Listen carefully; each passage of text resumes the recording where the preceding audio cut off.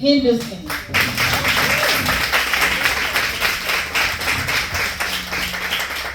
Hello, everyone. Y'all give it up for Rachel. She's such a wonderful promoter and host. I have never been compared to a scalded dog before. That's the first time. Thank you so much. I've been called a lot of things, but never a scalded dog.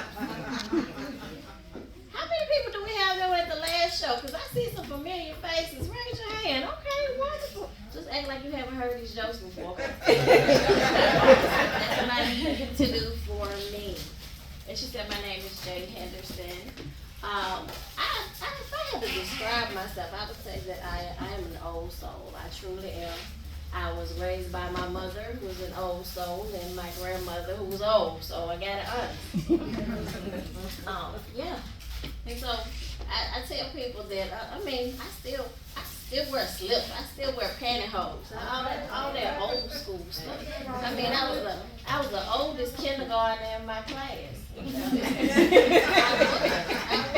My teacher asked me what I wanted to drink. I said, can I have some sweet milk, ma'am? She said, we getting ready for lunch. Can you guess what we have? I said, we got liver, cheese, and crackers. She said, no, ma'am. I said, what about little pip sauce? No, we don't have that either. A bologna sandwich? I'm sorry, you might be a little disappointed in what we have today. And then I raised my hand and told her I had to go, and I said, she said, well, let me, where you trying to go? I said, can you tell me where the commode is, ma'am? They had a lot of retraining to do for me. Because she said, I heard you were smart. I said, I am. She said, spell rat. R-A-T. She just shook her head. But we worked it out. One of the things that I've been trying to do is be healthier. My doctor told me that I needed to lower my blood pressure and I need to get my cholesterol down. So I listened. I was not hard-headed about it. I joined the gym. I joined the Dollar Tree of gyms. and y'all, they're the one with the $10 membership. Yep. I'm not saying the name because they don't give me nothing free, so they can't have no free publicity. And so I joined the Dollar Tree of gyms, but the first thing they wanted to do when I got there is take me on a tour because they want me to get the next level of membership. They want me to get the upper echelon of membership. So we went on this tour, and they were taking me around. It's nice in there, but the first thing they showed me with this next membership, you can use our massage chair for free. And that was pretty nice, but it looked just like the ones in the mall, except it didn't have electrical tape on it. And then she took me to the next one. She said, we also got a hydro massage table. That's where the water washes over you, and it make you feel like you're at the ocean. But I didn't think I wanted to feel like I was back in the amniotic sac. I was ejected from there once. I'm not trying to go back again. We good. I appreciate you, but that's not worth the extra $40. And so then she took me to the tanning room. Y'all, I knew I was gonna get all kind of use out of the tanning. The other day, I just said I wanted some more color. I just needed a little bit more color. I was trying to go from brown sugar to crispity, crunchy, black. That's gonna help me out. But I like the gym because if everybody in there we are the Dollar Tree of gyms, so I'm assuming everybody in there is on a budget. Even the gym looks like it's on a budget. I went to the bathroom and they got the same toilet in there I have in my house, the white porcelain one with the little silver handle on the side. The only difference is I didn't have to jiggle it. The water stopped running. And then so I went in the gym and I looked at the equipment, and I thought when you went to the gym, I had never been a gym membership before. I'd never had a gym membership before. So when you see people on TV that go to the gym, they all got them little tiny outfits on that show all the fat you're trying to lose. And so I thought I had to get one of them, but I looked around the room and most of the people in there looked homeless. I couldn't tell if they was there to work out or take a shower. But I like to people watch. So my favorite thing to do when I'm at the gym is to watch the little old ladies in the gym. Because, they are so cute in there, and they're working out, trying to stay on this earth as long as possible. And I must say that they are my heroes. Because at the end of this life, when I'm lying in my casket, I want to be lying in there with six-pack abs and buns of steel too. Give me something to strive for. And I've been thinking a lot about older women and my grandma. I've been thinking about quite a bit and how they compare to the things that we do now. You know, I told you that I still know what a slip and pantyhose is. These young girls right here don't know nothing about a slip. All they know about is thongs and shapewear. And you know, and don't get me wrong, my mama had some shapewear. They called it a girdle back then. But this shapewear, it's got magic in it. I'm seeing it take women from a size 12 to a size 6 as soon as they put it on. Yeah. They went from having no hips to having baby making hips to having 3 stomachs to no stomachs.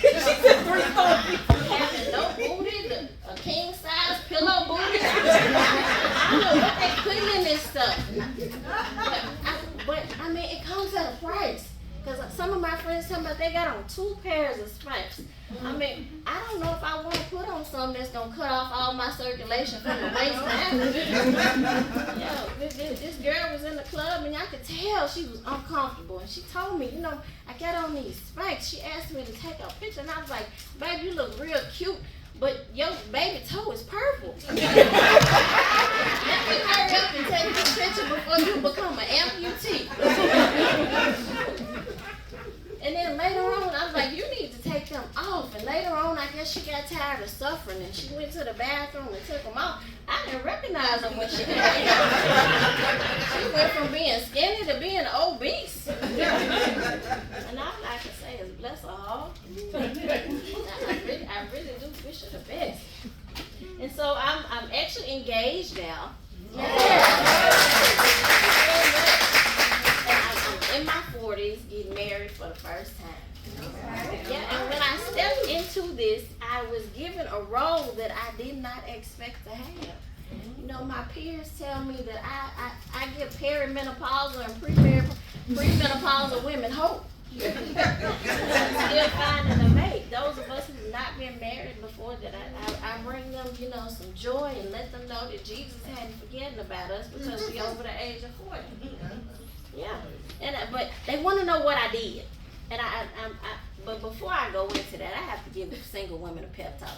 I was single for so long. Single women became my passion, became my ministry, because so many people think that singleness is like a disease that you need to get rid of before it reaches all the organs of your body. And I have to let people know it's not the clap. If you don't get rid of it, it won't kill you. But what if it was? That's true. Have you heard about Misha? No. Girl, she died. What did she die of? She died of singleness. I told her to get somebody to rub on her booty and keep the circulation. I should have locked up and died. She got her hollering, I-N-D-E-B-E-N-T. Now look at her, stiff as a board. But after I give people my little pep talk, let them know it's nothing wrong with being single. But if you want to stop being single, one of the things that you need to do is you probably need to say amen a little bit more in church. So what are you trying to ask God to give you? Amen. So say it just a little bit more in church. Now the pastor might think you're talking about him and preach a little bit longer, but as long as God sends you a husband, you can sit through that 3-hour sermon. It'll be good. But I'm gonna tell you what. But they still want to know what else I did. And I tell people the truth. I paid them. I told him I had 6 figures in the bank. And if he married me, he could have half of it. Yeah, but I didn't tell him that those 6 figures were $1,135. But he'll find out after the wedding. And I'm hoping he'll stay with me because it'll cost him more to divorce me than what he got. So maybe he'll stay around. But I became an AARP member, y'all. But nothing makes you start to question your own mortality in your 40s and getting a membership from what is it, the American Association of Retired Persons. Yeah. I thought I was still young. Evidently, they feel otherwise. I'm about to get Social Security, and I didn't even know.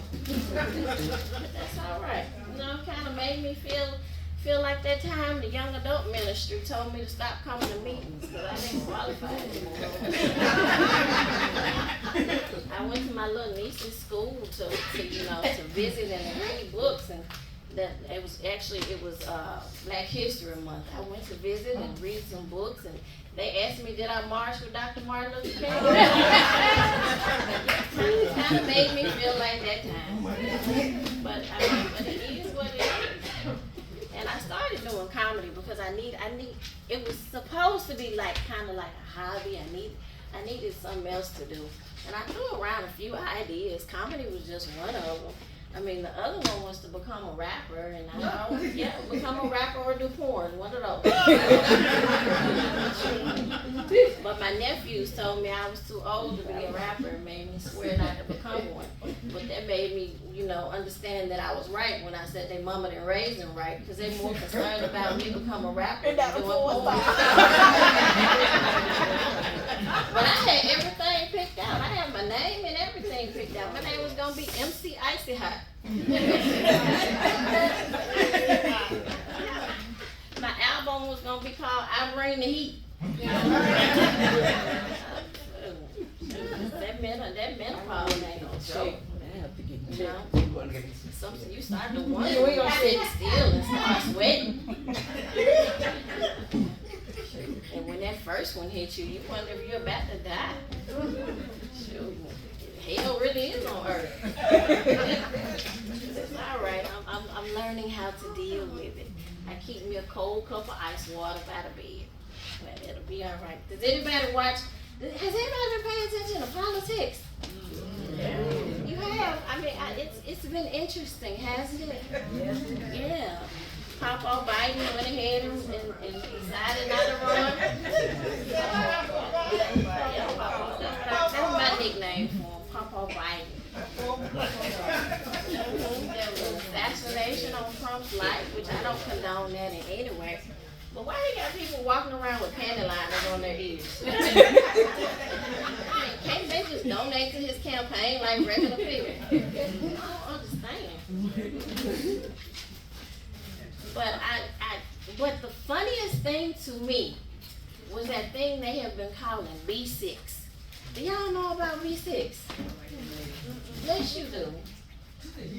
Bleach blonde, bad build, butch body. B6. They giving it a nickname. B6. I mean, I've never seen anything like that in my life. They call the young people call that reading somebody. It's where you tell them about themselves to the point where it's embarrassed. And if that's the case, she read her like LeVar Burton reads a book. She read like a blind man reads Braille. Like a man who's going through a divorce reads his divorce papers. Yeah. But we're in a library, and so I was thinking about this. But a friend, all these jokes and stuff came out about the lady she was talking about, Senator Green. But I just felt like something needed to be done for Crockett. Everybody wanted to talk about Green. Let's talk about Miss Jasmine Crockett. They made songs about Green, but I didn't hear no songs about Jasmine Crockett. So I made up one for her. Y'all like to hear it? And I think the library is the best place for it. Here we go. That woman is flying low. Evidently she don't know. Come for me, and you will see my reading rainbow. I'll read you anywhere. In the store or the Senate floor, my reading rainbow. You best not come for me.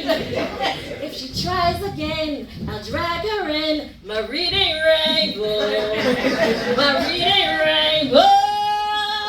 Cause I don't play love.